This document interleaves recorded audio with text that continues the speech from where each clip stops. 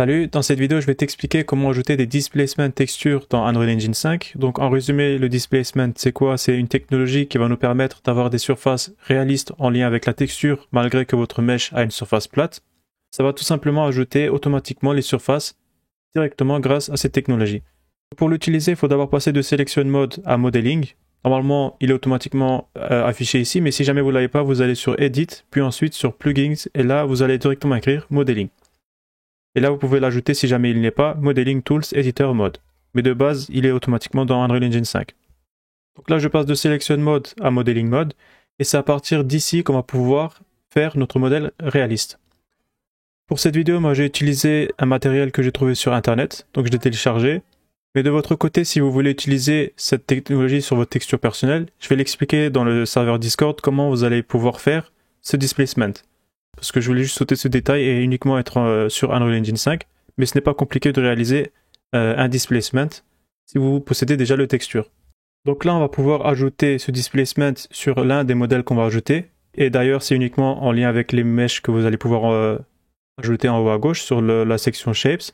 Et avant de pouvoir utiliser cette technologie, il faut d'abord créer le matériel. Donc là, moi je le fais très rapidement et je vais relier tous les nodes nécessaires.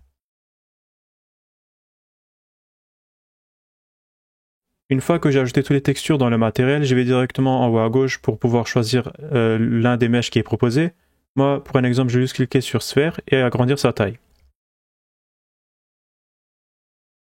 Une fois que vous avez choisi votre mesh dédié, vous pouvez directement cliquer sur Accept pour pouvoir ajouter directement le matériel qu'on vient de créer juste avant. Et là, comme vous pouvez le voir, tout est plat, malgré que nous avons ajouté le Normal Maps. Il y a effectivement les ombres qui vont bouger en lien avec le soleil, une fois que je le bouge, mais ça c'est grâce à tout ce qui est en lien avec le normal map. Une fois qu'on va ajouter le displacement, tout ce que vous voyez ici, les bordures, etc., ils vont être sortis, en fonction des paramètres que vous allez ajouter bien évidemment. Donc pour ça, on y va directement sur la section Deform et on clique sur Displace. Mais avant de cliquer sur Displace, il faut ajouter des polygones, parce que sur la sphère, il n'y a peut-être pas forcément assez de polygones pour pouvoir être directement appliqué sur les endroits où vous voulez faire des extrudes. C'est-à-dire que les vertex, etc., les petits points, ne seront pas forcément aux bordures des endroits où vous voulez ajouter des extrudes. Donc là, je vais cliquer sur Remesh avec le petit plus qui se trouve dessus.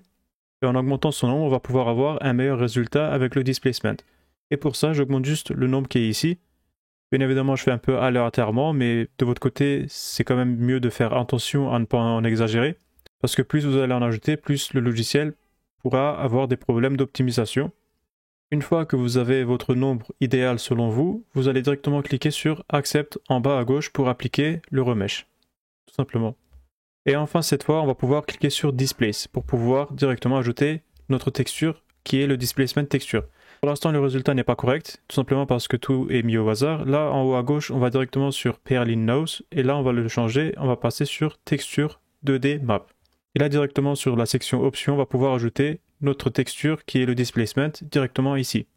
Et là, tous les polygones qu'on a ajoutés juste avant, ils vont être en lien, c'est-à-dire qu'ils vont se placer en fonction du displacement texture.